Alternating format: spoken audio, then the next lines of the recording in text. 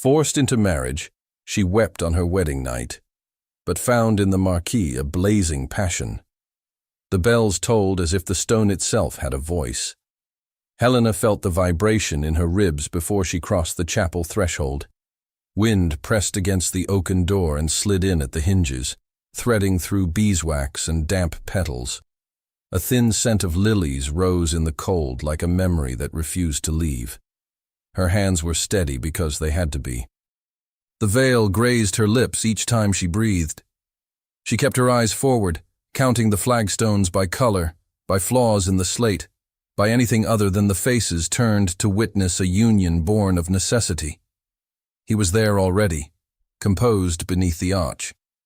Tall, dark coat cut with military precision, the white of his linen a flashing line against somber cloth. The Marquis of Northbridge did not fidget. He did not glance at the doors. He watched her approach with the restraint of a man who had trained himself to endure anything and to show nothing. The bells gave one more strike, slightly off the moment. The sound slipped into her bones like a cold draught beneath a door. The words began. The phrases of contract and vow, old and unornamented, fell between them with the weight of legal promises. Helena answered when required, her voice lower than she expected, the syllables catching once on her tongue and then clearing. She did not look at the few faces allowed to stand witness. She looked at the hands that would soon take hers. The Marquis's hands were steady, long-fingered, the right knuckle pale as if habit had taught it to clench, and then taught it not to. "Do you?" someone asked, the way doors ask whether they will be opened. "I do," she said, and felt her throat grow warm because it was not a lie and not the truth. It was what must be said to keep her father's creditors from opening their own doors. When it was his turn, the Marquis's voice did not falter. It was not unkind. It was exact. Each word sat where it belonged. His gaze did not avoid her. It held, dark and unreadable, as if he believed a person could be examined for damage and reassured just by looking. A quiver went through him when the bells trembled again at the wrong instant, almost as if someone somewhere had pulled the rope too soon. It passed so quickly, she might have imagined it. But she had made a life of noticing errors in columns of numbers, small and telling. She marked it without meaning to, and filed it the way she filed a discrepancy, with care. Her mouth was dry. He had offered a square of white linen at the entrance to the chapel. Formality extended like a bridge. She had refused it because pride made smaller distances seem larger. Now she wished she had accepted, if only to learn how he folded courtesy in his hands. They exchanged what needed exchanging. The air was colder near the altar. The light slid over the carved stone, picking out a lamb, a vine, a sword. Her name was spoken, then his, the syllables binding not to romance but to obligation, and yet the ache that rose behind her eyes was not bitterness. It was a kind of grief for what might have been if the world had been gentler to both of them. A book was brought. The page left for signatures smelled faintly of iron gall ink. Her hand did not shake as she wrote her maiden name for the last time. The Marquis signed in a firm, architectural hand. Each letter a bar, a lintel, a brace. Sand was shaken to dry the ink. She watched the grains glitter and felt very suddenly that the ground beneath them all was only ground and could not catch a person if she fell. When they turned, the small congregation murmured the low approval society knows how to produce at will. Helena did not meet anyone's eyes. She allowed the veil to veil. He offered his arm. She took it. The contact surprised her, warmth beneath wool. The fabric rasped lightly as they moved together down the narrow nave. He was careful not to set too brisk a pace. He modulated his stride for hers without seeming to. The bells ceased. The door opened to the corridor. Quieter air welcomed them, layered with the smells of polished wood, hearth smoke, and the faint sharpness of iron from a poker leaned against stone. A lamp on a bracket threw an amber ellipse onto the wall.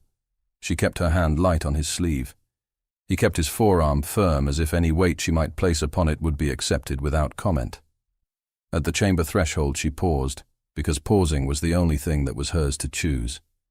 He registered it with the smallest turn of the head, and did not urge her forward. The veil shifted against her cheek. She felt how the house listened for them. "Lady Northbridge," he said at last, in that clear, tempered tone, and only that, no promises, no claims. "Marquis," she returned, the single word both address and boundary. He opened the door and stood aside. The room beyond was warm and meant to be gentle. A low fire worked past the first blaze into the deeper, even heat that keeps hands from going numb. A bed hung with dull blue damask, weighted like a stage it had not asked to be part of. A small table held a decanter and 2 glasses. A warming pan leaned against a hearth tile, its copper face a pale, dull sun. A basin stood upon a stand with folded linen. Helena stepped in. The floorboards under the carpet gave a small, soft sigh. She did not know where to put her hands. A maid appeared and disappeared with the discretion of a well-trained ghost, taking pins, gathering them on a little velvet cushion, leaving behind the faint metallic scent of hairpins that had warmed against a scalp. When the last pin loosened, a narrow strip of white silk whispered free of her hair and slid down her shoulder. It fell to the floor as if silk could be a sound. She reached for it. He was there before her, not hurried, just near. He bent and lifted the ribbon with a measured, one-handed grace, as if anything that belonged to her must be touched without haste. He held it for a breath, palm open, silk coiling upon itself like something alive, then looked at her. "Your ribbon," he said, the 2 words careful, not presuming entitlement. "Thank you," she answered, equally careful, and kept her hands at her sides because reaching would have meant something she did not yet know how to mean. He set the ribbon upon the dressing table. The lamplight made it paler. She stood nearby, aware of the way the heat tugged at the back of her legs, the way the cool air made the skin of her arms pebble beneath the light weight of silk. Her throat tightened around breath. She could not see how to begin such a night except by not beginning it. He did not press. He went to the fire and took up the poker, tilting one log so it sank and settled, sending a brief rosy fountain of sparks that scattered and died. "You will be comfortable," he said, and it should have been a platitude, but he turned the phrase in his mouth as if he meant to take it seriously. "We will try to be," she said lightly, because lightness was a tool sometimes, though it fit her now like someone else's glove. He did not smile, but the corner of his mouth softened, which in such a face felt like more than most men would have given. He poured 2 small measures from the decanter. The liquid caught light. He brought one to her with the air of a man offering a negotiation he hoped would succeed. "To warmth," he said, nothing more. "To warmth," she echoed, the words landing like a truce on a map they had not yet drawn. They sat in 2 chairs, angled not quite toward each other, not quite apart. The fire cradled silence. Cloth rustled softly when she moved. Outside, somewhere distant, a door eased shut with the tired sigh of old wood. She listened to her own breath, because listening to his felt dangerous. He took his time with the glass. He set it down half full.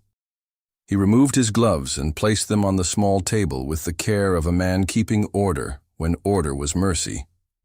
With unhurried movements, he slipped off his coat and folded it, laying it across the back of a chair, and in the doing revealed a body accustomed to discipline as well as the scar of posture. It was not that the room was cold, but a fine sheen of damp gathered at his temple, like someone who has come in from a wind and has yet to feel warmed all the way through. Helena watched without staring, a talent learned in counting houses and crowded parlors, seeing without making a spectacle of seeing. Her mouth softened into an involuntary, almost smile when she realized his precision was a form of kindness here, not control. He was giving her space, and space in a room like this was oxygen. His eyes slid to the ribbon without moving his head. It lay on the dressing table like a bright line. He did not look at it again. She did, and then away, and then back. He rose and crossed to the hearth. His right hand trembled along a fraction of an inch as he reached for the poker again, then steadied as if he had told it to. The trembling was not real, she might have said to herself if she had wanted to spare either of them. But honesty was a cheaper thing than lying, and kinder. She stood because sitting made her feel as if she were waiting for something that would come whether she waited upright or not. She moved to the dressing table, touched the ribbon with only her fingertips so it barely moved. Silk slid beneath skin, the smallest friction. "I will have water sent," he said, turning to the bell pull. "Please," she said, grateful for something practical to say. He pulled once. The cord whispered. The house breathed. A moment later there was a gentle rap. A tray was set just across the threshold by hands that did not hurry and a presence that did not intrude, and then the quiet resumed with the perfection of a drawing room that has been closed. They navigated the territory of small tasks together, as if doing so could teach them cooperation. She poured, he held the basin. She dampened a cloth. He placed the pitcher back precisely where it had stood. When she offered to return the favor, he shook his head once. "I am well," he said, and even his refusal was gentle. "You look tired," she answered, testing a narrow span of honesty, and waited to see if it would snap. "Only today," he said. They did not speak the truth that days make weeks and weeks make lives. They did not speak of her father or of the ledgers in her head, or of the arithmetic that had set them here. The omission was not false. It was kindness. Both of them recognized it and decided to let the decision stand for now. "You will sleep," he said after a moment, and the unadorned sentence contained more generosity than an elaborate declaration would have. "Yes," she said, though she did not believe it. He moved toward the door to the outer room, perhaps intending to give her privacy, while the maid returned to undo the last unkindnesses of pins and laces. He paused, as if calculating whether speaking again would make things better or worse, and chose not to. When the maid had done and gone, leaving the small, sweet scent of soap and violet water, Helena stood before the fire and allowed herself exactly 2 tears. They were not noticed by anyone who would repeat them. The heat dried them almost at once. She touched the ribbon's edge again. Habit wanted to tie it back into her hair where it belonged. Instinct wanted to hide it. She did neither. She let it lie. He came back, slower than he had left, as if he too had found some private ledge and stood upon it. He accepted the distance the room offered. He did not tell her to come. He did not ask. He stood where a man stands who recognizes that power can bruise and decides, even tired, not to bruise anything. The fire shifted. A coal caved softly in on itself with a sigh and a scatter of cinders. "Do you want the curtains drawn?" he asked, nodding toward the bed. "No," she said, meeting his eyes because not to would have been another kind of fear. "Not yet." "Very well," he said. A light tapping came from the corridor. Not urgent, not contrived. The everyday knock of a house functioning as it should. He turned his head, and she felt something draw tight in her chest, because ordinary interruptions can carry extraordinary things. "Come," he said, his voice steady. A narrow tray appeared over the threshold, the bearer gone almost before their eyes had adjusted to the door's opening. Upon it lay a folded paper sealed in red wax. The seal was unbroken. The paper had the slightly heavy weight of something meant to impress. No name was legible from a distance. No flourish announced a friend. He took it. The paper made that particular sound good paper makes. He looked at the seal. He did not change countenance. He did not ask her permission to open it or inquire whether she might wish to read it. He did not break the wax. She waited. The heat of the fire touched her ankles. Her heart touched the back of her throat. The room watched, if rooms can be said to. He crossed to the hearth. He stood very still for the space of 3 breaths, as if measuring an argument on some invisible scale. He turned the folded paper once in his hand. The seal gleamed. He did not break it. "Is it important?" Helena asked. And the question was simple, which is the most dangerous kind. "It does not deserve to be," he said, each word precise, and in the way he said it, lived the fact that he had already decided how much life he would grant whatever it contained. He held the corner of the paper between finger and thumb and lowered it toward the bed of coals. Flame took the paper in one soft lick. The wax bubbled and darkened, an insect hum of sound. Smoke rose as a gray ribbon and wrote its brief script on the air. She found she was holding her breath. She let it go because breath is not a thing to waste. "You did not read it," she said, not as accusation but as observation, and perhaps as a test she was not sure she wanted to grade. "No," he said. "Why?" "Because it was written to make me do something other than this," he said, without looking away from the fire. And she did not know whether this meant their marriage or his refusal or the ridiculous, dangerous kindness of letting a person cry twice without comment. The edges of the paper curled inward.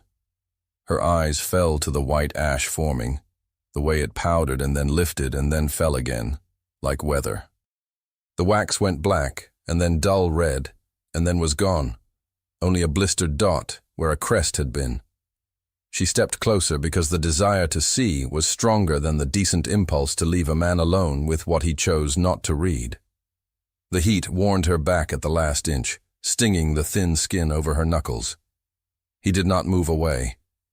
He did not tell her to be careful. He watched the burning with the same attentiveness he had given to the vows. It seemed to her for an instant that he was carrying two kinds of fire and measuring which would go out first. The last corner held stubbornly. A little rectangle of white stayed white longer than the rest, defying, then surrendering. Flame licked and folded it to a black rim. A line of ink, no longer words, darkened and broke. Helena opened her mouth to ask him another question and closed it, because questions can be instruments as sharp as knives, and because the only answer that mattered would not be given tonight. He reached for the poker. He nudged the charred paper farther into the coals until it belonged wholly to the fire and not at all to any human hand. He put the poker down. He looked at her then, directly. Something in his face had steadied, or perhaps something had released. It was like the feeling after a bell stops, silence still ringing in your ears. She wanted to say, "Tell me." She wanted to say, "I will not harm you." She wanted to say, "I am already too far in to retreat with dignity." She said, "Shall I ring for more wood?" Because sometimes humility is the only available courage. "Thank you," he said. And in the thanks, there was as much truth as if he had said 10 dozen more important things. She took the cord and pulled gently. The bell's voice carried away down the corridor. The room made a space for the future in the form of 2 new logs laid upon old coals. He went to his folded coat and lifted it without thought, and the silk ribbon she had left upon the dressing table was not upon the dressing table any longer. He did not pocket it while she watched. He had done that before she knew to watch. Men are capable of such acts of stealth when the purpose is not conquest, but protection. She thought, wildly and without reason, that perhaps he intended to give it back to her when she had earned it.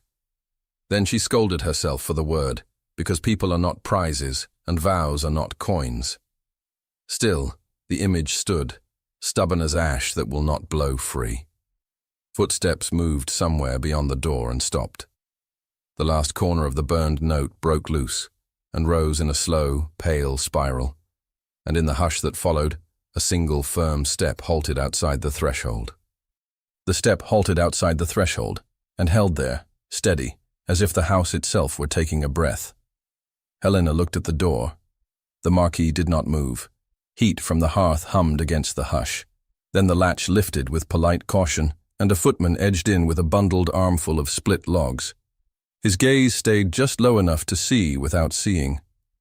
"Forgive the hour, my lord," he said. "Mr. Ellis thought more wood might be welcome." "Thank you," the Marquis replied. The logs touched the hearthrug and made a dull, good sound. Resin bled a clean scent. The footman withdrew almost before the words had fully settled, the door closing in a hush of leather hinges and oiled iron. Silence came back. It had weight, like a thick curtain. The fire cracked and unbent a blackened edge of paper into new ash. "I will take the outer room," he said, as if the decision had always been ordinary. "You will not be disturbed."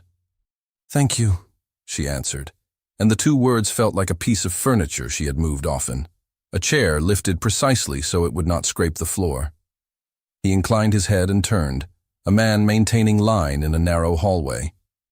At the connecting door he paused long enough to add, without dressing it in anything, "If you need anything, pull the bell." She could think of 6 things she might need that had no bell pull, and said, "I will," because he had offered the only practical power the moment could hold. The door clicked into its keep. The fire dipped, then rose. She stood until standing became an act of defiance against a room that had been arranged to soften surrender. The bed curtains hung like a question. The decanter reflected light on its round shoulder. The ribbon was gone from the dressing table. She went to the hearth and sat. Heat rolled against her shins. Close to the grate, the bed of coals glowed in muffled reds and oranges, little cities on a map seen from a night coach. The outline of the burned paper showed briefly, delicate as a leaf skeleton, then collapsed into itself. Her throat tightened. She did not cry. Tears were a currency, and she spent them with care. She turned her cheek to the back of her hand until the hot cold of skin and fire taught her to breathe again. In the outer room, a sound of cloth and wood indicated a chair being set back, a coat folded. He had taken her ribbon. She could not decide whether the theft was presumption or shield. Perhaps both, depending on who one chose to be about it. She rose at last and let the maid undo the last laces with fingers that stayed efficient even as she yawned behind her teeth. The maid departed with a soft good night and a glance at the fire that calculated how long it would hold a banked heart. Helena climbed into the bed because pretending a chair could defeat exhaustion would be foolish. She left the curtains open. The linen was cool and smelled of starch. She lay on her side and listened. Someone moved in the outer room and then stilled. The house had its own music, the faint tread of a watcher in the corridor, the wind at the leaded panes, a settling creak where 2 beams had known each other for 2 centuries and still found things to discuss. Sleep came the way water fills a basin, a slow reach, a final, soft flood. She woke before light, the kind of waking that has no cause but itself. The room was grey-blue at the edges. The coals, now low and moon-red, held just enough heat to show the grate's pattern. Her hand lifted of its own accord and reached for the ribbon that was not there. Habit is a faster mind than reason. She sat up. The dressing table's surface shone faintly with the polish a maid had given it. On the wood lay a small coil of white silk, tidy, as if arranged by someone who respected the thing and what it meant. He had placed it there at some point between his taking it and now. It sat waiting like a promise that did not demand to be believed to be true. She looked toward the door to the outer room. Silence answered. A light fanned in at the curtain seam. Dawn touched the moor, and the moor sent it into the house.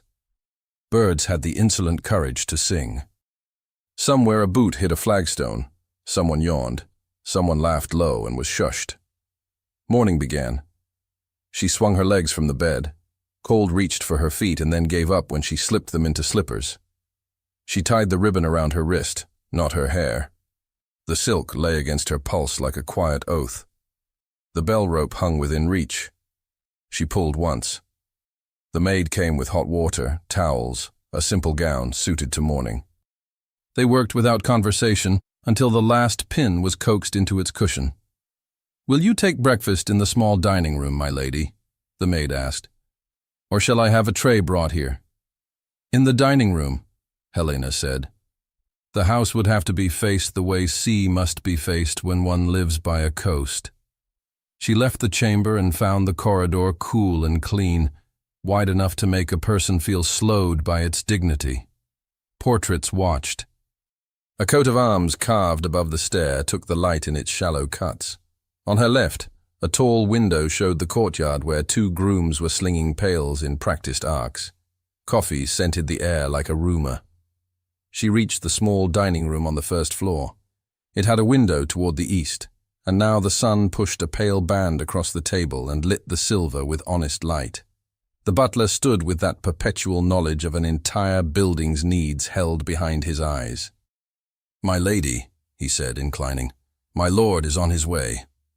A footman relieved her of the slight shawl she had taken against a draught she had not met. He moved a chair for her. A domed cover lifted to let out steam, the meat-sweet smell of smoked haddock, the clean lift of eggs. A little army of spoons, forks, and knives stood like troops awaiting a general's nod. She sat. Small panic scratched her ribs at the sight of 3 spoons that seemed to be arguing about their purposes. The Marquis entered. He paused, as if measuring whether he would disturb a calculation, and then greeted her. "Good morning," he said, tone a measured offering, no presuming closeness, no distance calculated to wound. "Good morning," she returned, and found a smile for the room because rooms notice if a person is at war with them. The butler poured coffee. It ran dark and promising. The Marquis took his seat opposite, the sun lighting the edge of his jaw and making a mild halo of the steam curling from his cup. She looked again at the spoons. He followed the direction of her glance without appearing to. His mouth arranged itself at one corner again. Not a smile, precisely a kindness. "The small one likes eggs," he said. "The larger for soup we will not have until noon. The longest is for the custard, Mrs. Hales will refuse us, because she is certain we will faint if we have it in the morning. The egg has a preference?"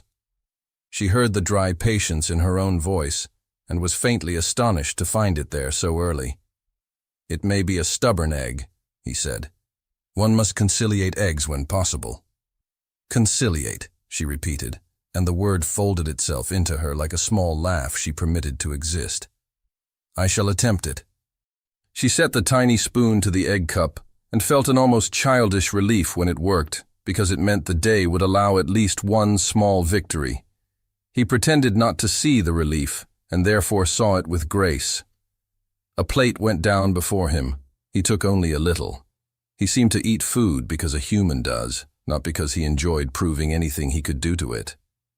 "Will you walk the estate this morning?" he asked, as if he had meant to ask, and was glad to have reached it. "If I will not hinder business," she said. It came out almost formal, and then she softened it, because life was long, and politeness could be gentle if one allowed it. "I should like to see what is real." He looked at her then. She felt the look as one feels sunlight through glass. "It is all real," he said, so simply she wanted to argue for the sake of resisting the feeling that he had waited for someone to say it. "We will be back well before noon. The lanes are decent. There was less rain than expected last week." "I have boots," she said. "Good," he replied, and in the single syllable there was what might be approval. Breakfast arranged itself into a reasonable thing. Coffee refilled what courage took. Bread crust gave way under butter like a human accommodating a plan not entirely objectionable. The Marquis allowed a pause to become permission for the day to begin. They left the dining room without haste and found the pale morning full. In the courtyard, a light cart waited with a pair of cobs whose ears turned toward voices and then forward again in soldierly readiness. The steward stood near the wheel with a ledger and the particular patience of men who reconcile columns with reality. "My lord," he said, nodding. "My lady." "Mr. Ellis," the Marquis returned. "We will see the lower meadow first." "Yes, my lord. The far tile came loose in last night's wind," the steward replied.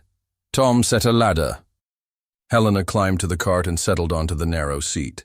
The Marquis took the place beside her, leaving room enough between them to honor the newness and the iron rules of it. The cobs set their shoulders to the lane.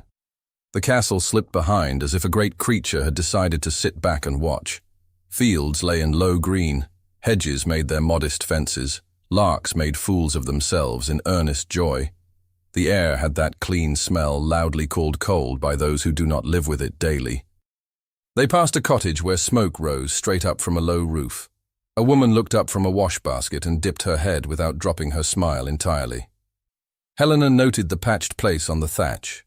The way the replacement reed was a shade paler, the neatness with which it had been laid. "You see it," the Marquis observed, without specifying what "it" was. "Yes," she said. There was no point pretending. "The thatch will match by next month." "By next rain," he corrected mildly, and the exchange left behind it a little warmth that was not fire. They reached the lower meadow. The steward's Tom had set the ladder as promised. A corner tile of a feeding shed had lifted. The Marquis stepped down and set his gloved hand to the rung, testing it, then handed off his gloves and went up with the unshowy competence of someone who has done so before. Wind caught his coat at his shoulders and made a dark flag. "Careful," Helena said, then regretted it, because caution can become insult if pressed on a person already careful. He looked down and the glance did not chide her for caring. He set the tile right, checked its mate, and came down without haste. "Thank you," said the steward, and it did not sound as if he had been required to say it by rank. They moved on. At a wellhead, he lifted the bucket and let it fall, listening not for echo, but for the way the chain moved in its groove. At a barn, he shouldered the weight of a poorly hung door and saw the hinge needed a slim wedge rather than a complaint to the carpenter. He spoke to a boy with a splinter in his palm and removed it with clean hands and a clean knife. He did not ask for thanks. He accepted them when they were given. Helena watched the transformations. In London she had seen men pretend at care with speeches. This was quieter. It was something that happened between one thing and the next, leaving the next better.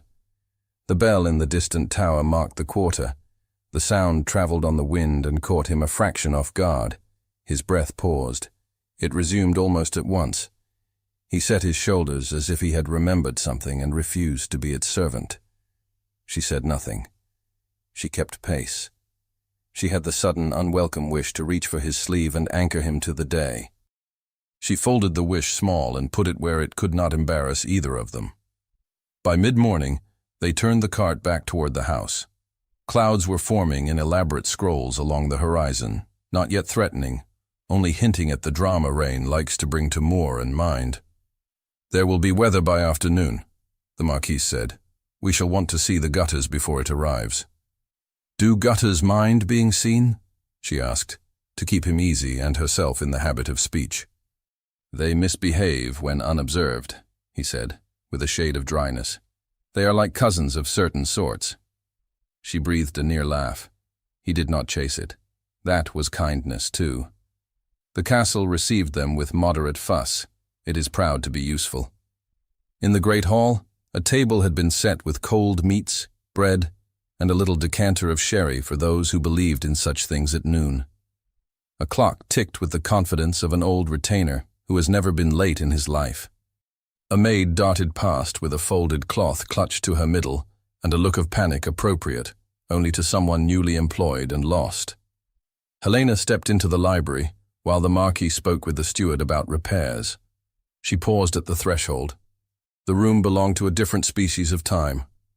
Light fell along long shelves in a way that made dust look like a slow snow. Chairs had been placed where a person might sit to forget they were sitting.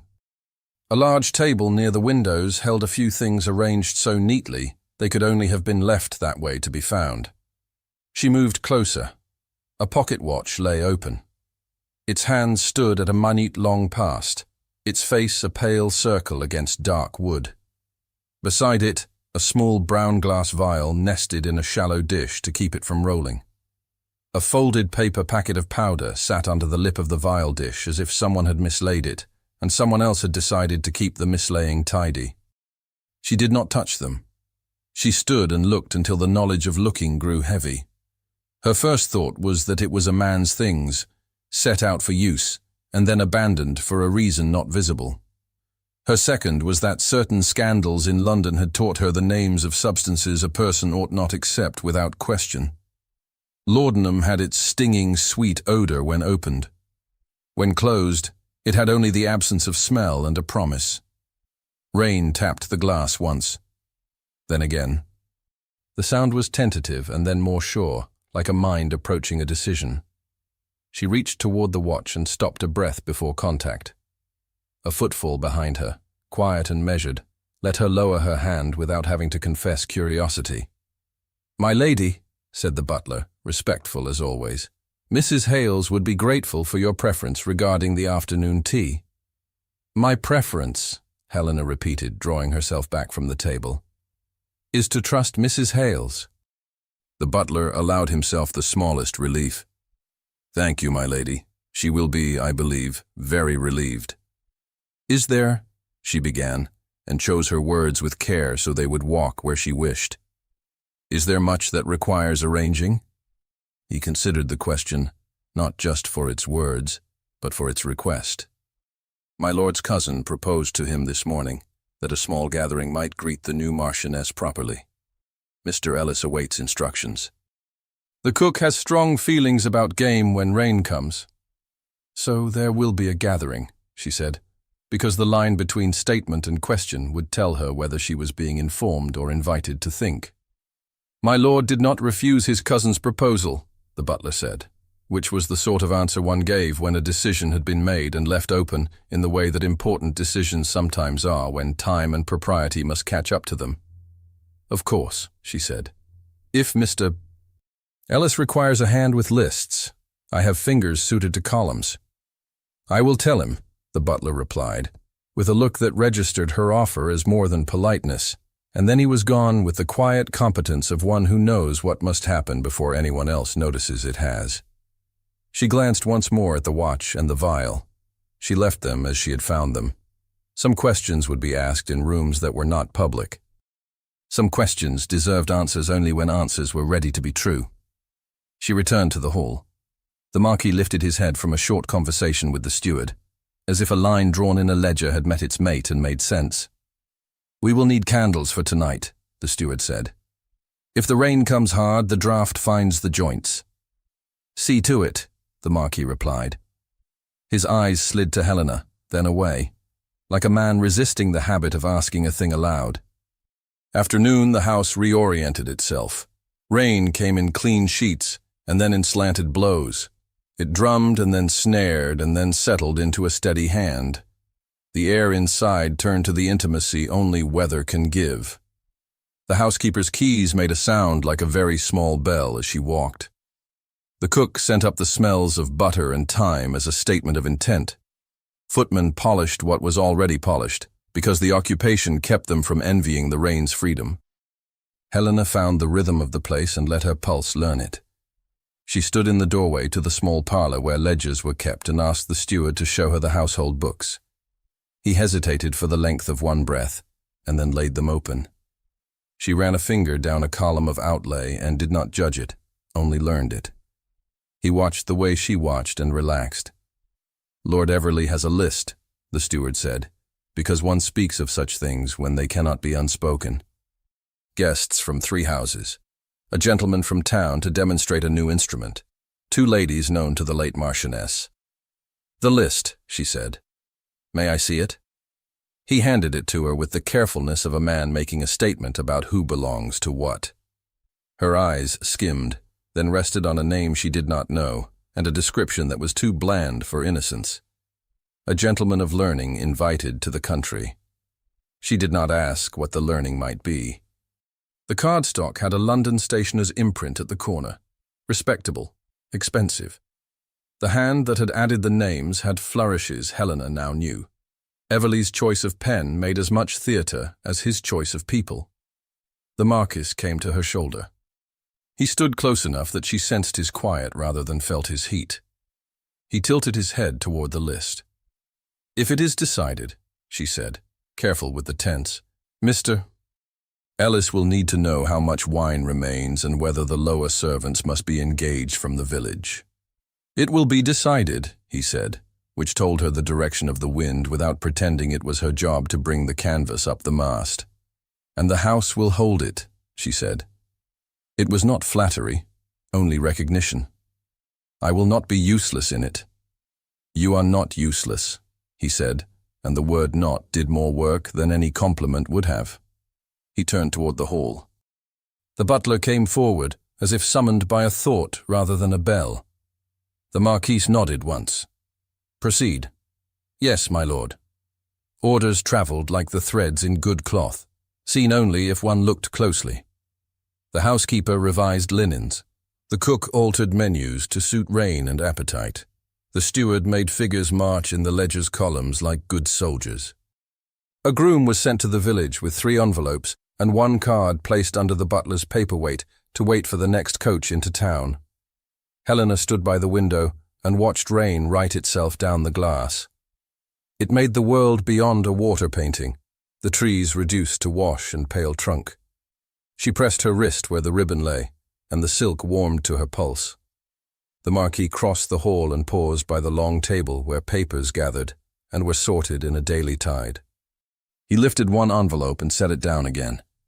He took up a blank card, wrote a name in a tight, controlled hand, sanded the ink, and watched the sand flick into its dish.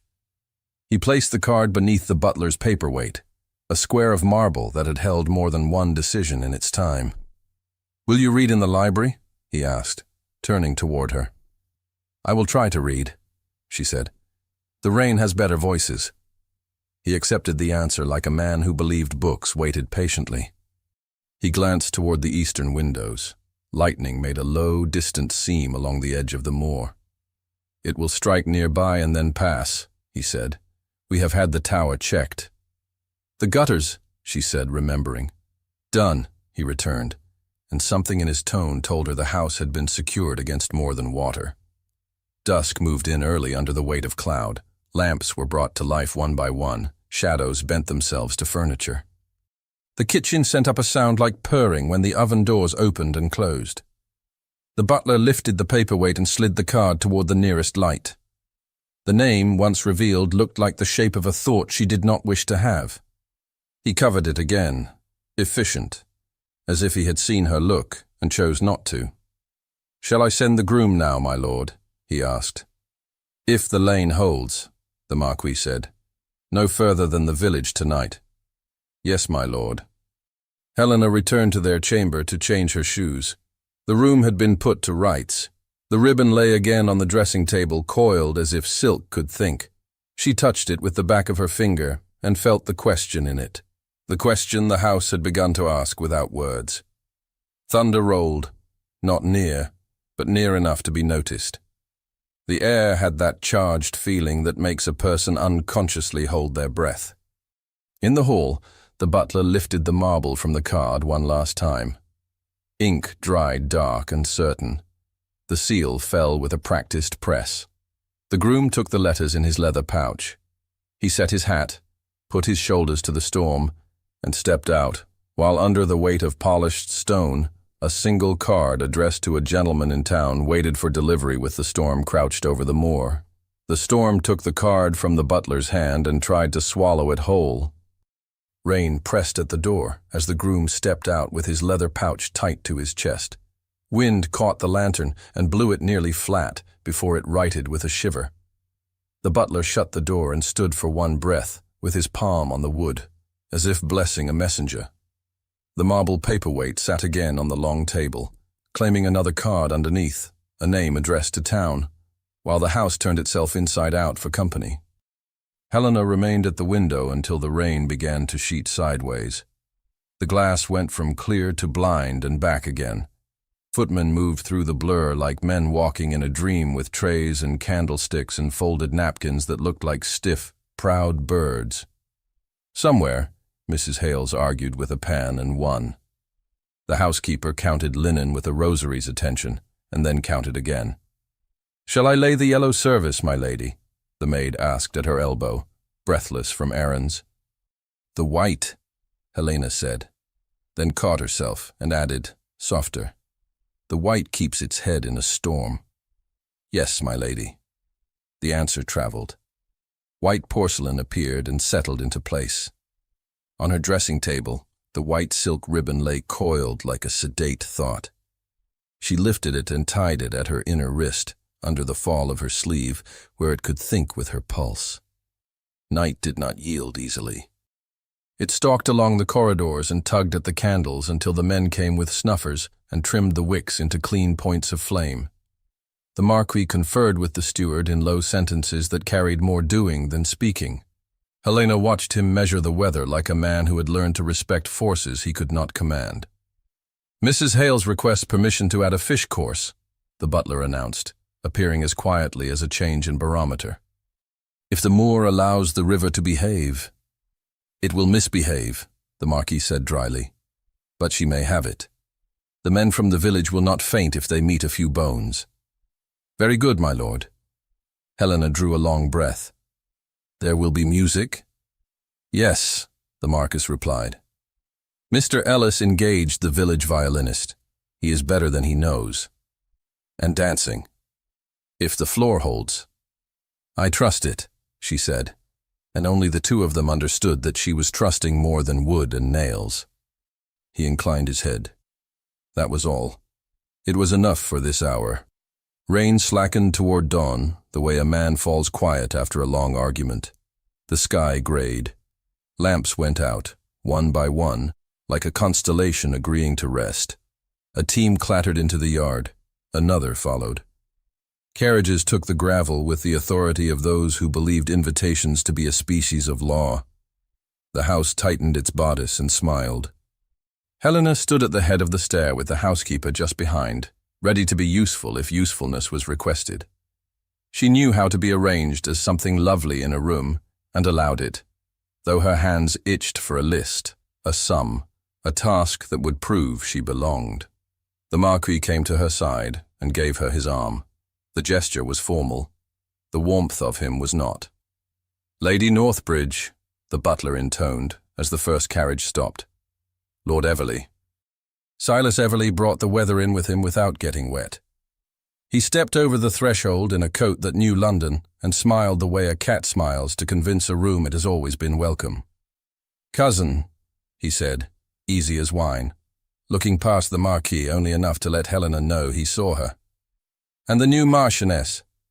"Radiant. The county will be grateful." "We hope to spare the county inconvenience," the Marquis said. "Ah," Everley returned, as if discussing a hunting schedule. "And a small celebration is not inconvenient, but a balm. Consider me at your service." "I will," the Marquis replied, and the slight curve of silence around the words warned any listener with an ear. Behind Everley, a man in a dark, well-cut coat and traveling hat stepped in and removed the hat with careful hands. He had the tidy economy of someone who prefers to touch objects rather than people. The butler accepted the hat without comment. The man's gaze tracked the stair, the hall, the bell rope. One flick, one mark, one note written where rubrics go. He bowed to Helena at a proper angle. "Doctor," Everley said in that friendly way that makes the word light, "do you not find country air refreshing?" "I find it different," the physician replied, voice even. "I am obliged by your hospitality." "Northbridge hospitality is a county proverb," Everley said to the room at large, and the room, being polite, did not contradict him. Helena smoothed her glove as one might smooth the surface of calm water, and the ribbon under her sleeve shifted against her skin like a hidden ally. "Welcome," she said, and heard the layer under her voice that told the trained not to presume more than welcome. More guests followed.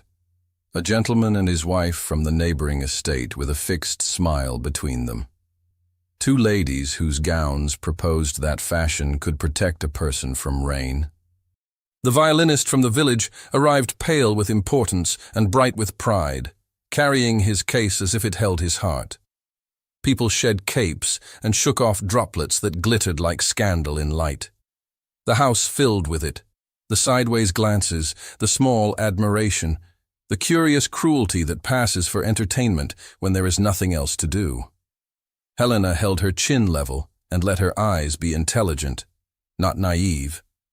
She could be made to blush. She would not be made to stagger.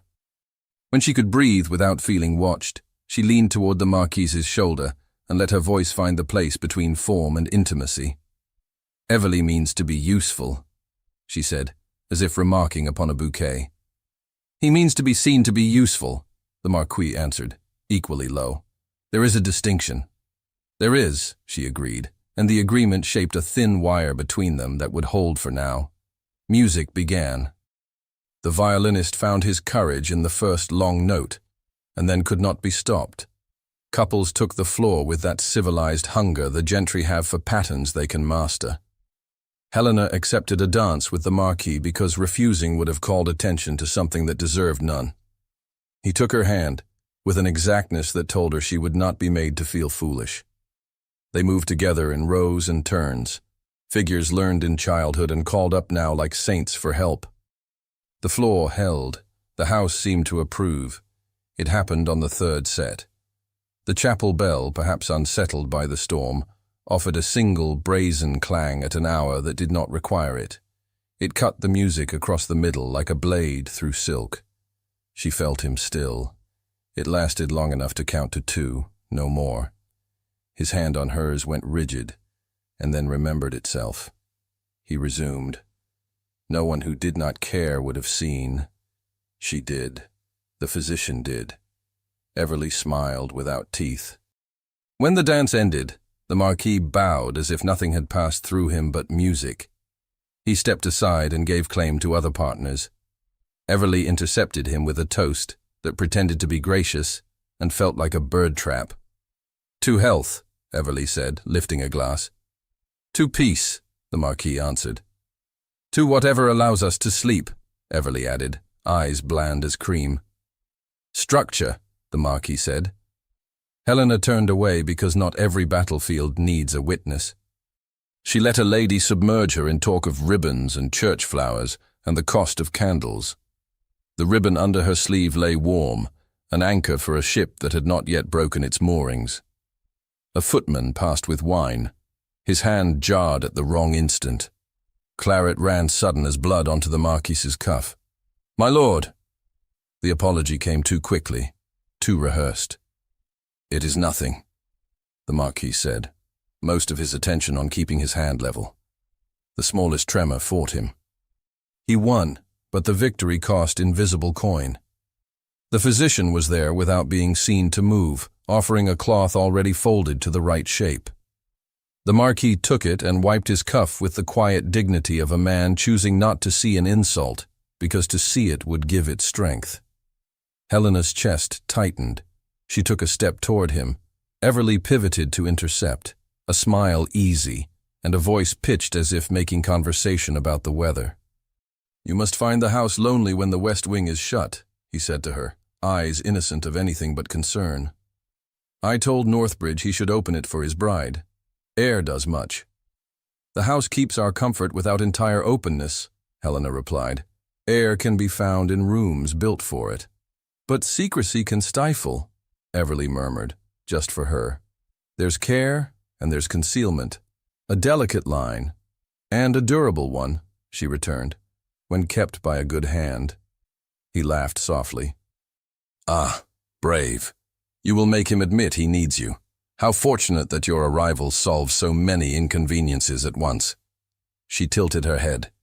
"Inconveniences. You know how debt collects like damp," he said. "You sweep it out, but it finds the corners. Your father must bless your courage." "Lord Everly," she said, and the name stopped him as effectively as a closed door. "A person who speaks of damp should own a mop." He lifted his hands. "Touché. Let us say only that families help families. And if one could ensure a cousin exempts himself from strain, well, one is a cousin for a reason." He melted into the next group before she could hazard a reply that would show her teeth. She stood with her breath caught, unspeaking. The violin slid into a waltz and blurred the edges of conversation. She watched the Marquis give the physician a nod meant for any gentleman offering a handkerchief. She watched the physician accept it, as if it were proof of his place. A matron approached Helena with a smile sharpened for gossip. "Your husband bears a name that keeps the county respectable," she said sweetly. "One prays, he bears it well." "He bears it without your prayers," Helena answered, polite as a church door. The lady blinked, surprised by the weight of the wood, then remembered an errand that did not exist and departed. Helena exhaled, slow. She found the steward at the edge of the room, a ledger in his hand because comfort wears many costumes. "Mr. Ellis," she said under the music. "My lady. The list you showed me, has everyone arrived?" "Yes, my lady, except the gentleman from town. Send a groom at first light. He will go." She let the conversation end where it could do no harm and returned to the Marquis nearly at the same moment he turned toward her. Their eyes met across 2 paces of polished floor. It felt farther. "Will you," he asked in a tone chosen for a crowd, "be at ease if you retire early?" "I am not tired," she said, which was not quite true. "But I will not keep you from your guests." "They are not mine," he said. "They belong to weather and opportunity." "I suppose we all do," she murmured. And then, because subtext suffocates when given no air, added gently, "If there is anything I must know, tell me now." "Only that the storm makes men foolish," he said. "And that I will not have you harmed by it." "Storms do not ask permission," she returned. "They arrive. I can still bar certain doors," he said. She felt the words catch in her. He had not told her to leave. He had not asked her to stay. He offered a door. She looked at it and at him, and could not tell which was kinder. He glanced toward the physician, then toward Everly speaking to a clump of men as if reciting a small play, written only for malice. He made a decision she did not hear but felt. "After breakfast," he said, quiet and final, "you will go to town for a few days. You will be more comfortable there while we finish with this weather." "Finish," she repeated, and it was a small word with many rooms. "Do you think it will be finished when I return?" "I mean to make it so." "And I mean to stand here," she said, the plea inside the sentence covered by silk. "With you. You will stand better if not aimed at," he said. "Do not ask me to pretend otherwise." Her eyes stung. It was not rejection. It felt like it. She nodded, because there are times when argument appears valiant and is only vanity. "If you will send," she said, very calm, "for the carriage after breakfast, I will be ready." He inclined his head. That was all. That was the harm. That was the care. Music filled the room again, mercifully. Conversation climbed back up the walls like ivy. The physician smiled a thin smile at no one in particular. Everly took a glass he did not need and admired the storm through a window as if he had ordered it. Helena left the hall when she could do so without making a trail. In her chamber, she opened a small writing box and took out paper, a pen, a bit of sand for drying. The table's polished surface reflected her hand like a ghost. She wrote only a few lines. Truth does not require ornaments. She folded the sheet and closed it with a wafer. She drew off the ribbon from her wrist and bound the letter with it, crossing, tying, smoothing the silk with her thumb, as if the act could steady the man who would read it. She placed the letter on the center of the dressing table, where no tidy hand could move it without noticing. "Will you need assistance, my lady?" the maid asked softly from the door. "Not yet," Helena said. "In the morning." When she turned to lift a shawl from a chair, the door moved at the edge of her vision. She looked back at the table. The letter lay where she had left it. She exhaled, set the shawl down, and crossed to the hearth to stir the coals. It took half a minute. When she returned, the ribbon lay unbound on the polished wood, as if it had never held anything at all. The letter was not where the ribbon was. Her breath stopped. She did not cry out. She picked up the silk and felt it cool and unhelpful in her fingers. She searched the obvious places a neat creature might move a paper to, under the tray, beside the mirror, in the blotter. Nothing. The maid had gone to fetch hot water. The corridor held its evening quiet as if it had been made of wool. She thought of Everly's precise hands and the physician's precise eyes, and swallowed fury and fear together until they tasted the same. Sleep did not take her easily that night, but it came as all fatigue does. She woke to a morning that had washed its face. The sky was the pale of a watered silk. The house smelled of rug beating and resolute coffee. She put on a traveling dress that could handle town and country both. She did not look for the letter again because looking would be an admission. Downstairs, breakfast occurred, as if the previous night had been an illustration, rather than a wound. Spoons stood at attention. Bread offered itself. The Marquis did not ask whether she had changed her mind. He would not ask. He walked with her to the door as any correct husband would. Everly materialized near the stairs and tipped an invisible hat to them both. "Safe roads," he said warmly. "The lanes can be cruel after rain." "They are better than most men," Helena replied pleasantly. He laughed, let the sound show his teeth, and moved aside. The carriage waited, lamps already doused for daylight. The coachman sat straight on the box with a look that said he had driven in worse and would do so again. The maid took her place inside with the exactness of a soldier. Helena placed one hand on the doorframe and felt the wood, felt the house swell and shrink with breath, felt the ribbon at her wrist like a pulse that was not hers alone. The Marquis stood below the step. He did not kiss her hand. He did not touch her arm. He said, close and low, "Send word when you arrive." She nodded. It was all she could manage without saying something that would pull the whole careful fabric apart. She climbed in, the door shut. The interior smelled faintly of leather and lavender. The coachman called to the horses. Reins tightened, wheels rolled. At that exact moment, two men in sober coats walked under the portico with Rain on their shoulders and a clerk at their back, the physician in their shadow, and lifted stamped papers in official hands, while one of them raised his palm toward the coach to halt it. The hand lifted to halt the coach froze Helena at the hinge of choice. Rain had washed the yard clean, but the sky held more. The coachman's reins tightened, then loosened a fraction as he weighed the raised palm against the order already given. The maid's gloved fingers gripped the strap. Outside, two men in sober coats stood beside the physician, their papers folded and sealed, their purpose stamped into the posture of their shoulders. Helena put her hand to the door latch. It was cold, and the cold steadied her. "Stop," she said to the coachman, her voice clear through the small window. "Wait."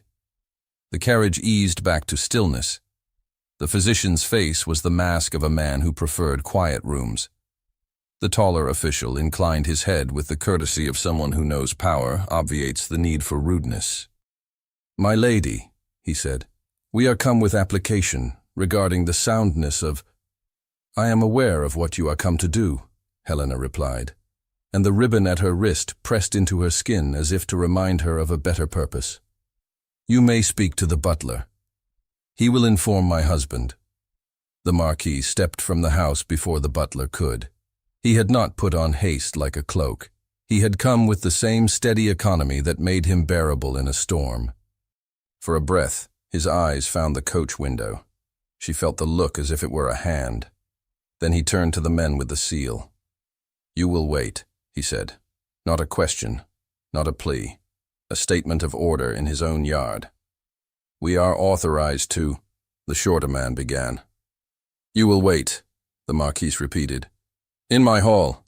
My butler will see you out of the rain." His voice did not lift. It did not ask for understanding because he did not need it. The men glanced at the physician, who blinked assent as if to keep the scene orderly. They stepped under the portico. The butler bowed without warmth and ushered them in. Helena pushed the carriage door open. She descended in a single motion that had cost her pride to learn and her life to require. "I am not going," she said, standing on the wet stone. The Marquis's jaw tightened, then eased. "You will be safer." "No." She swallowed the softer words and left the hard one. "Not today." He did not argue in public. He tipped his head toward the chapel court. "Come," he said. "We will not be interrupted there." She walked beside him across wet stone. Rain ticked from the gutters like a clock.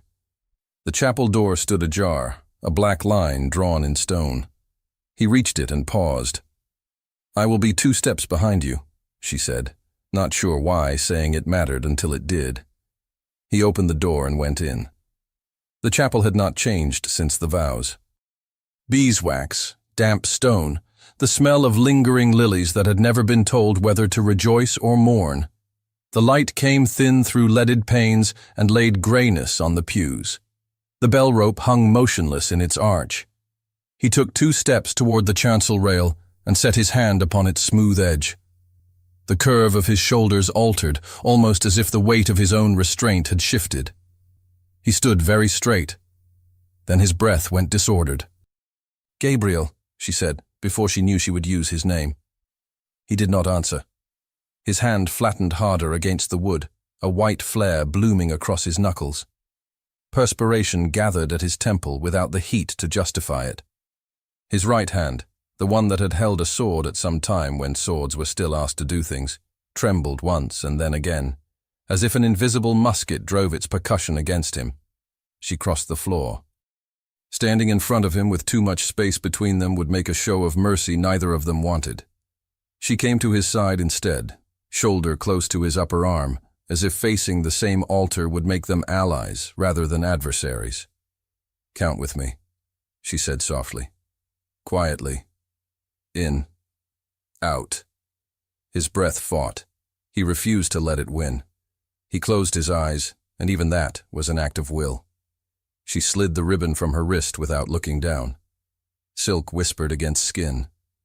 She took his right wrist, slowly enough to be refused, and encircled it with white. He did not pull away. She crossed the ends and tied them in a small knot, leaving the tails long.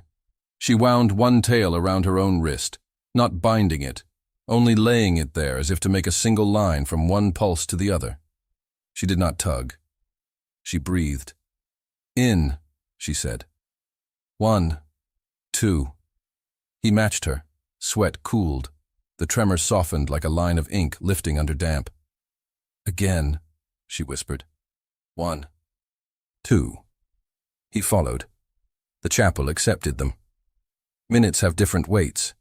These had lead in them. They passed. He opened his eyes at last. They were very dark and very tired and very much alive. "Thank you," he said, and the words were not a surface courtesy. They were breath given back where it had gone to hide. "Stay with me," she answered, because asking him to be all right would be foolish, but asking him to be here was possible. "I will," he said, and the sentence landed between them like a hard thing they had earned. She released the ribbon from her wrist but left it knotted around his, tails falling like a pennant. He looked at it, then at her, and did not untie it. "We have visitors," she said. "I heard," he returned, and the dry twist almost made her smile. "Everly sent them," she said. "Of course," he said. He stepped back a fraction and leaned against the end of the pew, as if allowing wood to carry what his body preferred not to. He lifted his hand to his brow and then let it fall. The ribbon tails slid over his cuff like a promise he had not been aiming to make. "I will tell you," he said. "Because I should have told you before. Because I cannot bear you standing between others' voices and mine without the truth in your hands." She folded her hands and waited without crowding him with her attention. A silence that has been made safe can hold more than words. "During the war," he said, "a fall and a blow. Not remarkable at the time. Enough to make a man be more careful with his head thereafter. It made nothing in me untrue. It made certain moments, noise, suddenness, bells, regard me as if I were a field to be crossed without permission." He paused. She understood the shape of the sentence and what it declined to dramatize. She did not tell him she was sorry, because pity has its uses, and all of them are cruel. "I learned how to keep it private," he went on. "My father preferred privacy to rumor. The staff understood the difference between loyalty and fear. We managed. Rare now. Rare enough to call it not a condition, only a fact. Rare," she repeated, letting the word be what it was. "Everly," he said, and the name came out flat. Has long cherished the view that the estate would be better in his hands. In the spring, he acquired certain of Hartwell's notes. He found his leverage where a man does when he cannot make a case on merit. He wrote to me the night of our wedding. You saw the seal. She remembered the paper in the fire. Heat found her face again. She heard the words without surprise and felt them without forgiveness. He threatened, the Marquis said, to bring a commission if I did not allow him to meddle in leases and disbursements. He implied that a doctor would be helpful. The man in the hall, she said. He has given evidence in town before, the Marquis replied, at the request of men whose interests aligned with his recommendations. So you married me to protect the estate, she said. The sentence chose itself. He looked at her. He did not flinch. I married you because I needed an ally who could not be bought and because your father required relief. That is the unromantic truth. I did not expect, he breathed, and shook his head once, as if refusing an indulgence. This, she said. Storms, bells, you, me. Yes, he said. His mouth moved, and if a smile had been allowed into the chapel, it would have been born in that movement. I do not regret the thing that placed us here. I regret the manner of it. Regret is an honest coin, she said. It spends. It buys nothing I want, he returned, but it will pay for something we must do. She stepped closer, almost, and then did. Tell me. They will ask to convene a commission, he said.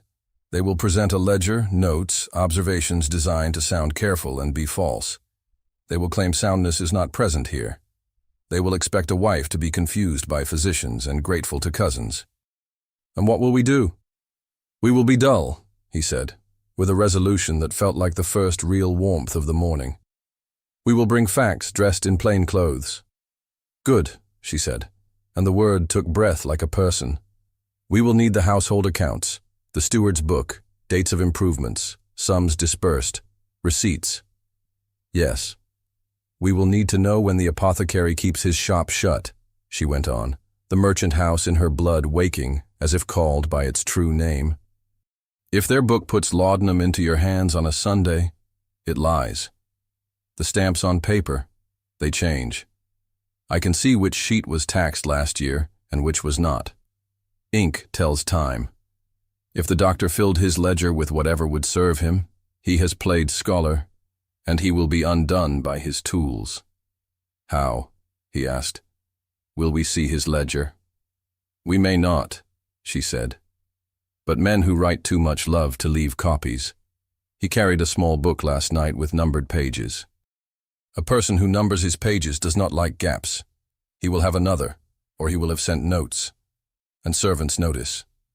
He exhaled and let his head rest against the wood for a breath. You are brave. I am practical, she said. Courage is when practicality fails. He closed his eyes a second time. Stay. I will, she said, and the knot in the ribbon seemed to tighten of its own accord. They left the chapel as they had entered, side by side, the door giving back a small, hollow sound that felt like a promise. The hall set its face for war, without raising its voice. The butler managed the officials in the anteroom with the firm civility that makes a gentleman remember himself. The physician stood near a window with his hat in his hands, eyes moving like a man counting nails in a floor. Everley was absent, which was like him when work was required. The Marquis said to the butler, "Tea for our guests, then ask Mr. Ellis to bring the accounts." "Very good, my lord." Helena slipped into the small parlour where ledgers slept when not in use. The steward arrived a moment later, the big book already in his arms. He set it down as if offering bread. "My lady," he said, and added in a tone that made her throat tighten, "Tell me where to stand." "At my shoulder," she said. "On my side." He smiled without showing teeth. "Yes." They opened the book. Columns lifted. A year's worth of figures sat in polite lines, asking to be understood. She traced what meant something. Drainage paid at Michaelmas. A carpenter's bill settled early after wind.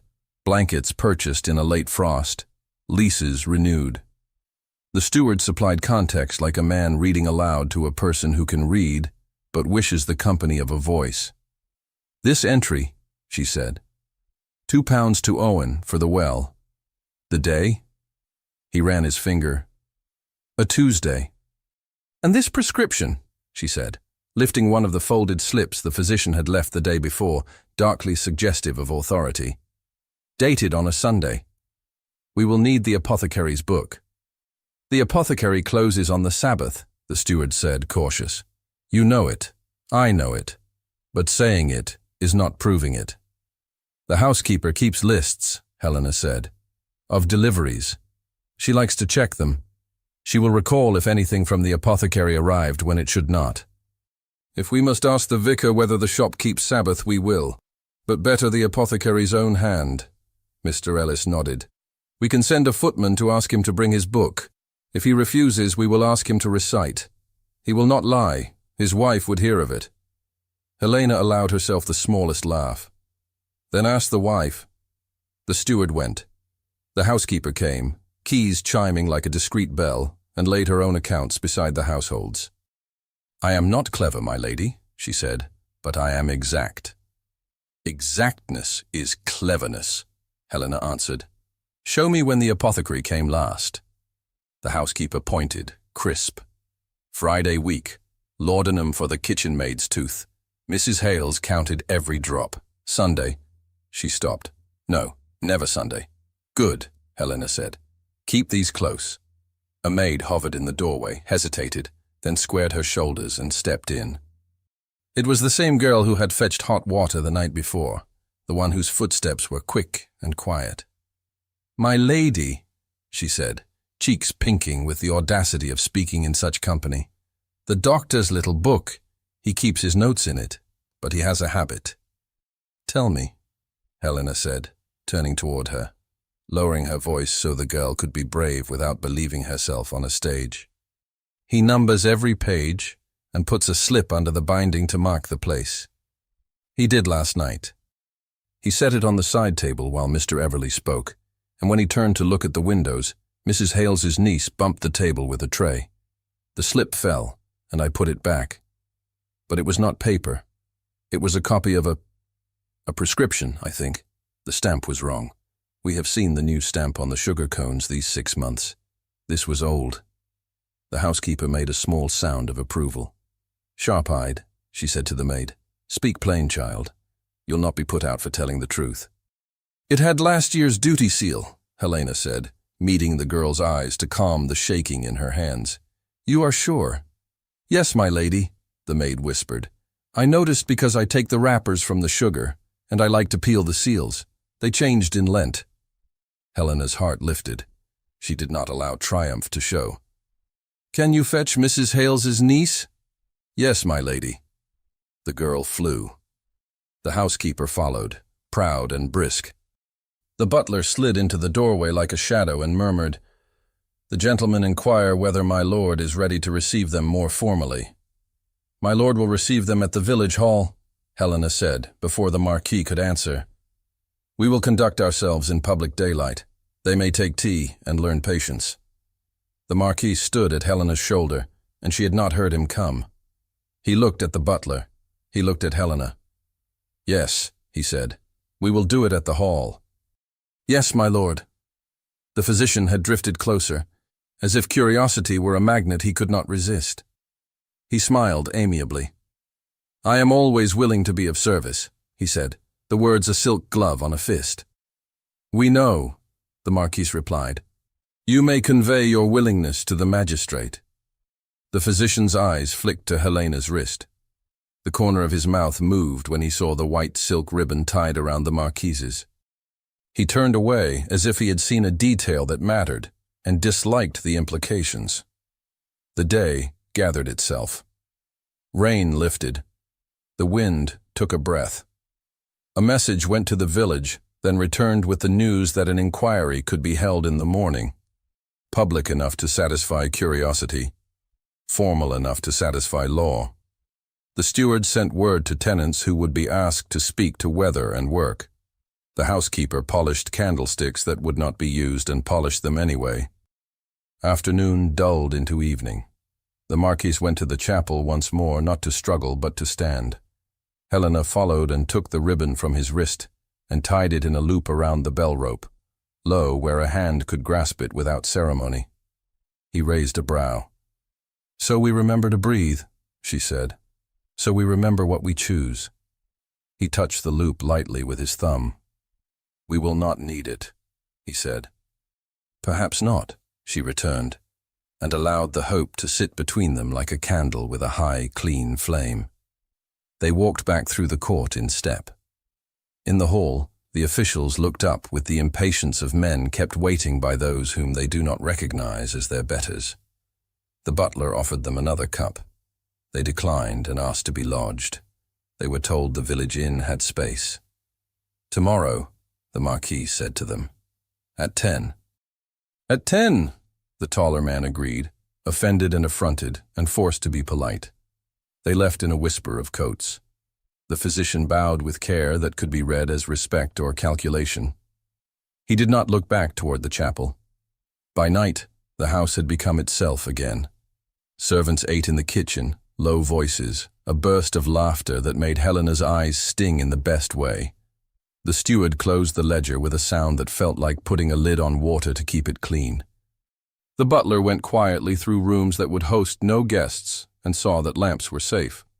Helena stood at her chamber window and found the reflection there, the outline of her face, the pale line at her wrist where the ribbon had lain before she hung it on the bell rope. She touched the glass. Cold met warm and made a small fog. A soft knock sounded. The Marquis entered with the restraint of a man determined to be a gentleman in his own life. "I am sorry," he said. "For what?" she asked. "Not to make him list his sins, only to let him determine what mattered." "For the manner, as I said," he answered. "For requiring you to carry a burden you did not choose." "I chose this morning," she said. "That is enough choice to make the rest worth it." He looked briefly, like a man who has been allowed to sleep. "You were right," he said. "To say storms do not ask. They come. I have spent years building doors to close against them. Perhaps I should have built anterooms instead." "Doors are admirable," she said. "Rooms where one can wait together are better." He nodded. "Tomorrow," he said. "We will show them the difference between a man who is ill and a man who has been injured. Between a house that hides and a house that keeps its secrets until they are needed. We will show them what is real," she said. He took her hand. He lifted it no higher than courtesy and kept it there longer than courtesy allows. His thumb pressed once where her pulse spoke. He let go before decency could be asked to leave. "Sleep," he said. "You too," she returned. She did sleep. Morning came quickly, clean-edged and pale. The house moved with purpose, dressed as calm. A simple breakfast sustained those who would speak and those who would listen. Boots were pulled. Cloaks were thrown over shoulders. The white ribbon, left knotted at the bell rope, swung slightly in a draught like a promise that expected to be kept. They rode to the village in silence that did not wound. Tenants walked in pairs, caps in hand, the steward among them with his ledger wrapped in oilcloth. The butler carried letters like a general carries orders. The housekeeper came as far as the lane and stopped, her eyes bright and dry. At the low building the village used to gather, voices hummed. The hall door stood shut. A man from the magistrate's office, the same who had held up his hand, stood beside it with a paper in his palm. The Marquis looked at Helena.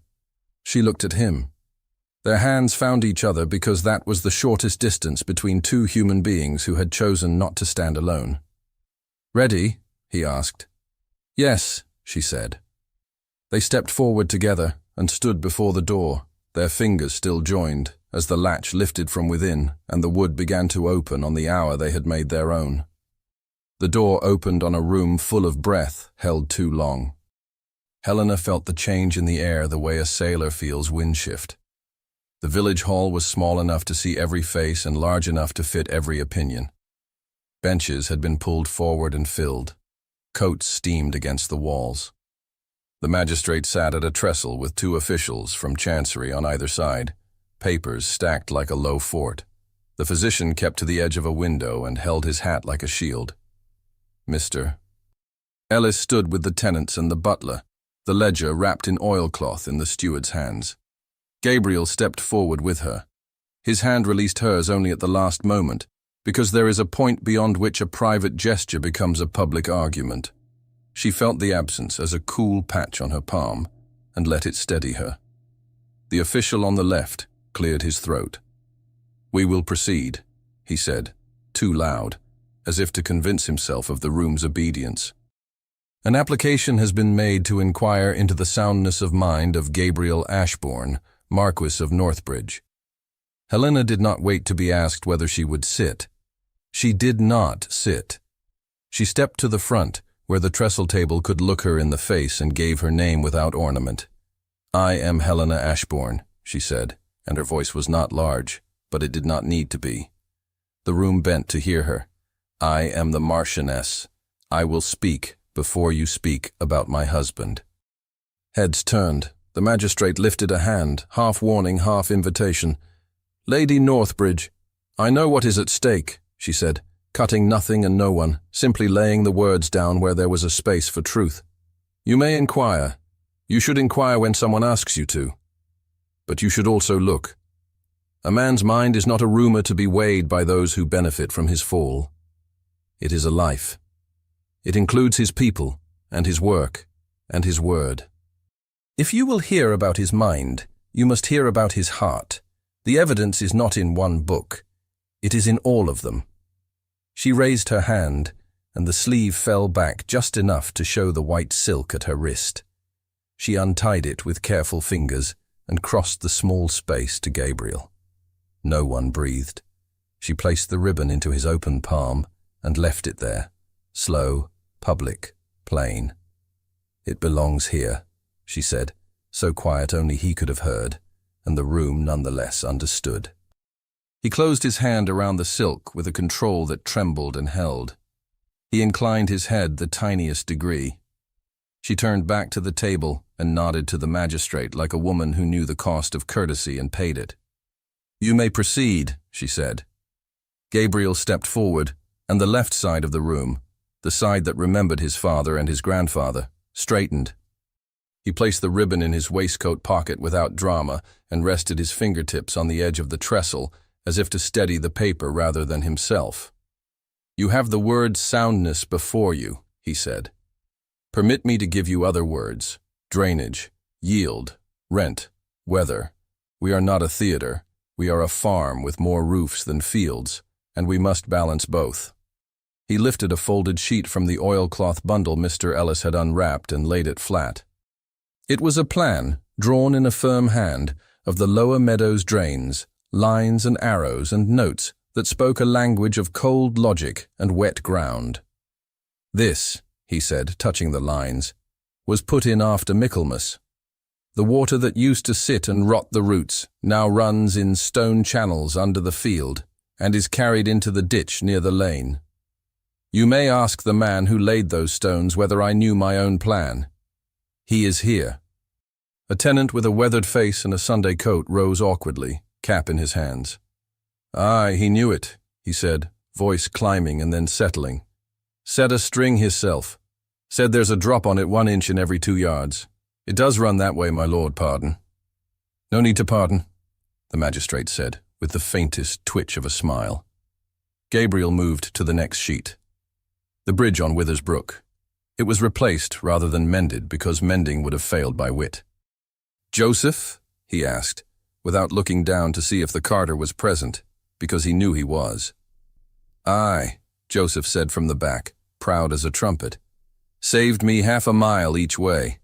Got the barley in before that last rain when the old bridge would have made me wait and then sink me for the waiting." Helena watched him humbly master his own accomplishments, laying them out not as triumph but as accounting. The steward's ledger came open with soft authority. "Mr. Ellis read figures in low tones that were neither defensive nor boastful. The room had to lean in to hear, and so it heard. "Blankets," Gabriel said. "In the freeze. Mrs. Hart," he corrected himself with the smallest interruption. because the old habit had almost given Helena her maiden name, and he would not permit even that slight of her. Mrs. Hales kept a list. 20 blankets purchased, distributed with names. You may ask those names. He gestured. An old woman with a headscarf rose. We had the baby then, she said. She had a cough. My lord sent coal, right enough. It was Mrs. Hales sent the coal, Gabriel said gently. From your money, the woman returned, chin up, and it burned the same. The official on the left shifted and tried to make paper sound like authority again. My lord, no one disputes your generosity. The question is, whether your mind is— You will not finish that sentence without my answering it first, Gabriel replied, the edge in his tone nothing like anger and everything like dignity. I am not a poet. I am not a saint. I am a man who can draw a plan, reckon a field, and remember to leave a gate as I found it. If a bell strikes wrong, my body will remember other thunder for a breath. That is not unsoundness. That is memory. If a cousin wishes to make a field out of a man, that is not care. That is a trespass. A small, nervous laugh ran through the back benches, and then died, ashamed of itself. Silence returned, the respectful kind. Helena stepped forward when he stepped back. She set both hands on the trestle and let the paper beneath her fingers remind her of all the tables where she had counted in order to survive.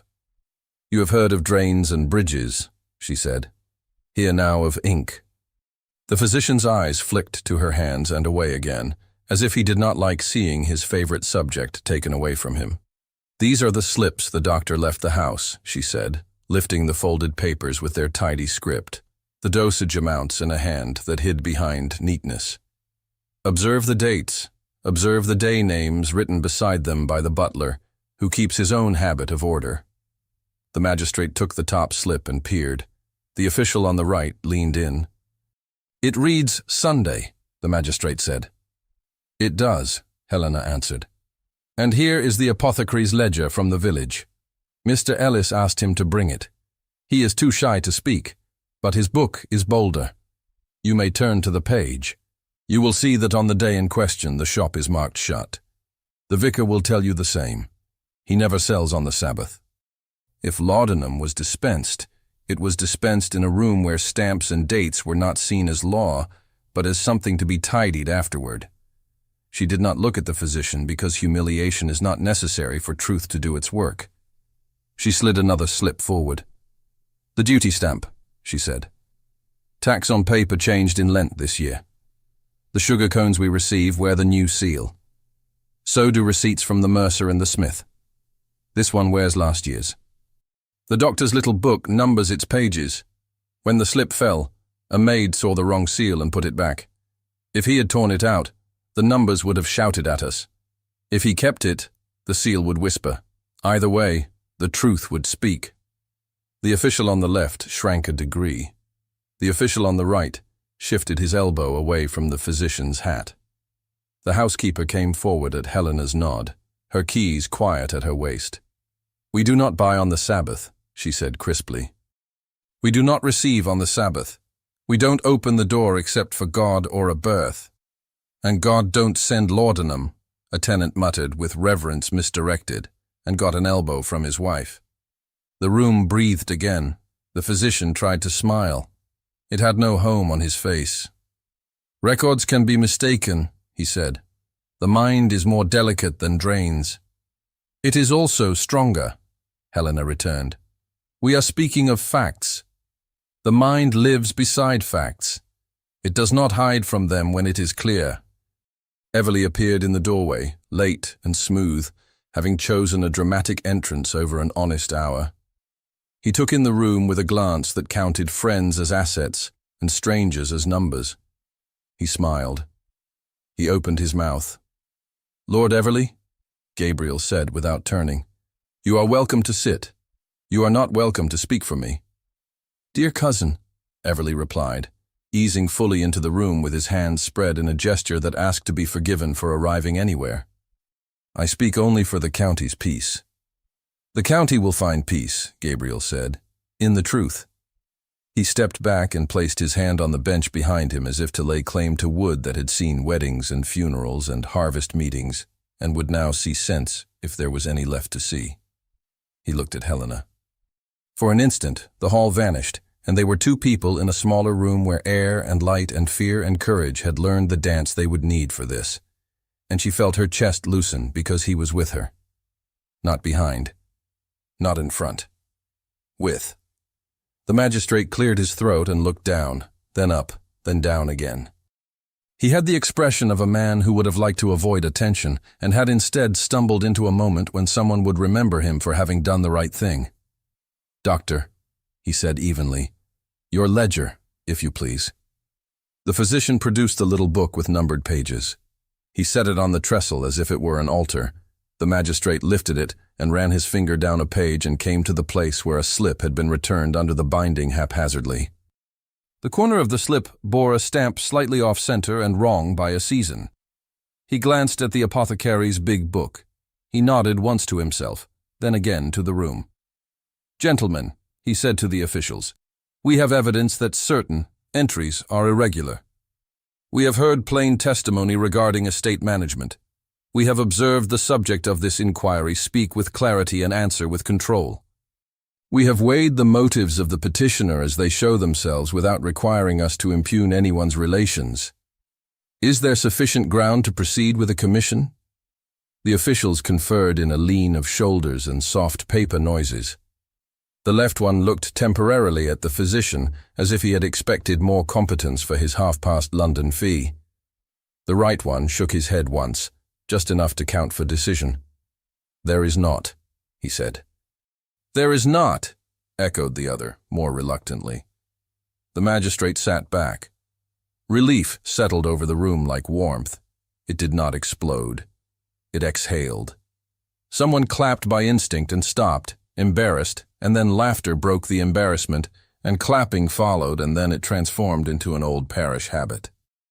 A boy pulled the hall's bell rope once and then again, and the sound leapt up into the rafters and into the air outside, where it could be what it was, a voice that belongs to everyone.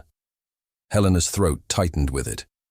She blinked, and the tear did not fall because she needed both eyes to see the faces in front of her. The tenants looked not just relieved, but larger. The steward's jaw eased. The housekeeper pressed her keys to her dress and stood very straight and very proud. Everleigh's expression altered by degrees, smile turned down, hands going from open to idle. He did not sulk. He performed graciousness, which is to say, he bowed slightly and turned away before anyone could watch him after that. The physician retrieved his hat with care. He did not meet Helena's eyes. He slipped toward the door, lighter by the weight of arrogance dropped somewhere near the trestle. Gabriel reached her across the small chaos of thanks and murmurs. He did not take her hand at once because the moment required 2 steps of holding themselves upright. Then he did. He lifted her fingers, not to his lips, which would have been theater, but to his chest, a gesture that told her where his gratitude went and where it would stay. "Together," she said, because it was the only word large enough and small enough to be true. "Together," he returned, and the word fitted them like a well-sewn seam. Outside, the bell continued its untidy jubilance. The hall began to empty, with that cheerful disorder English people like to pretend they dislike. Men clapped other men on the shoulder. Women pressed hands. Children who had been shushed were given leave to chatter, then shushed again out of habit. The magistrate shook Gabriel's hand without flourish. Mr. Ellis tucked the ledger under his arm and looked 10 years younger. The butler drew himself up 1 full inch taller and hid a smile by turning aside to conserve his dignity for another day. Gabriel flicked a glance toward the chapel spire just visible over the cottages. Helena nodded. The movement of agreement traveled through him. They walked the lane without a cloak, despite the thin wind that teased at edges. The churchyard gate gave its small, familiar complaint, and then allowed them through. The chapel door was, as always, as they had left it. Inside, nothing had changed, and therefore everything had. The rope hung from its beam with a loop of white silk tied low. Helena touched the loop. Her fingers closed around it as if greeting an ally. Gabriel placed his hand over hers. She felt the strength there and the care inside the strength, and it remade something she had thought would always be brittle. "Shall we?" she asked, because asking is its own grace. "We shall," he said. They pulled together. The bell spoke a true hour. The sound filled the small chapel, then expanded, found the air, rolled out across the moor and into the houses and into the field edges and into the barns, into anything that would take it and carry it on.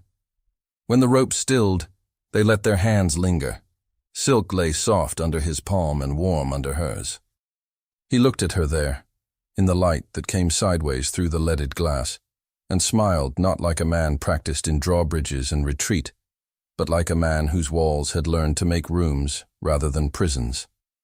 "I could not have done this," he said quietly. "Without you." "You should not have had to," she answered. "But I am glad you did not try."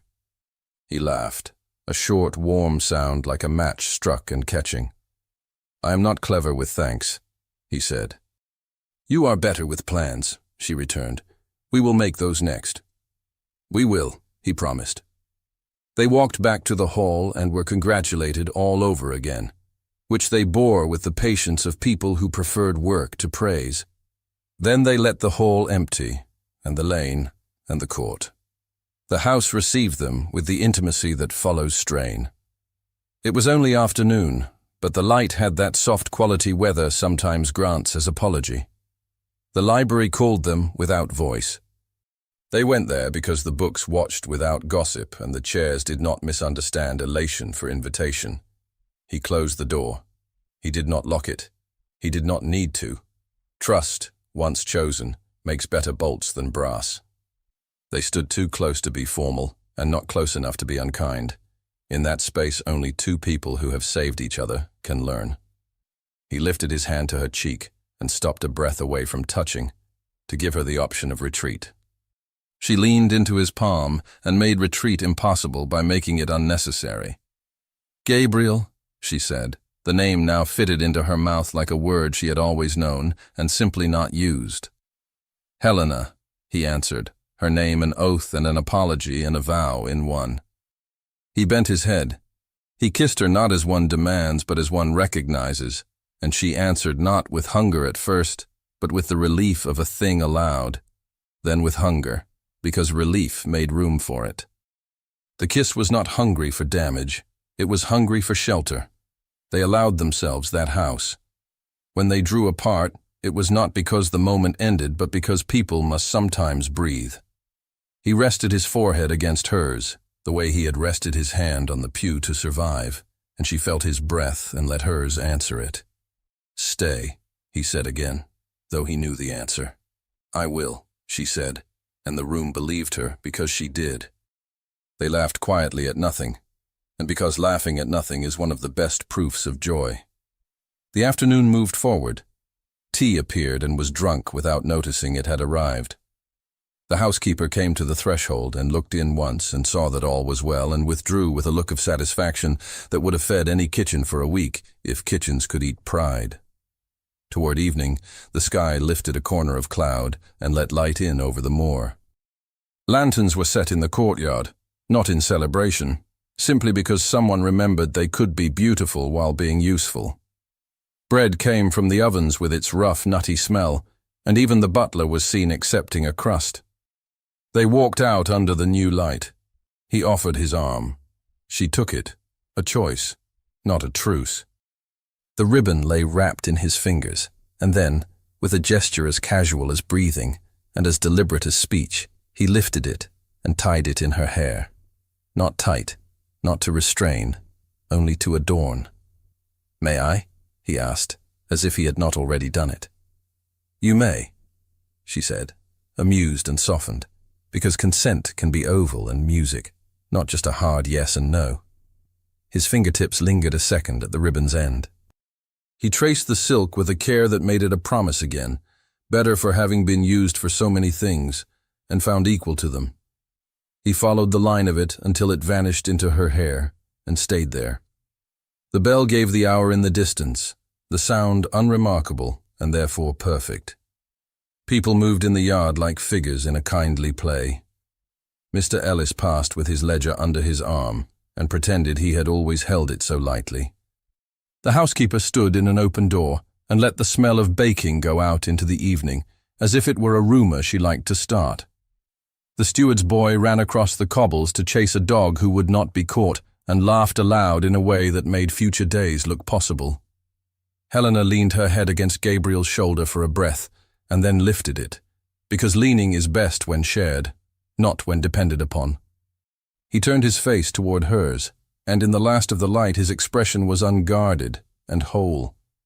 "Home?" he asked, and did not mean the building. "Home," she said, and meant him. Thank you so much for listening to this story all the way to the end. We hope it moved you as much as it moved us while telling it. We'd love to hear your thoughts. Leave us a comment telling us where you're listening from and what you liked the most. Rate this story from 0 to 10. What score would you give it? If you enjoyed this story, don't forget to subscribe to the channel and leave a like as a show of support. That really motivates us to keep creating and sharing more stories full of emotion and life lessons. And before we go, we want to remind you that an exciting and heartwarming story recommendation will appear on the final screen. If you'd like to enjoy it, just click on the video. Thank you once again for being here, and we'll see you in the next story.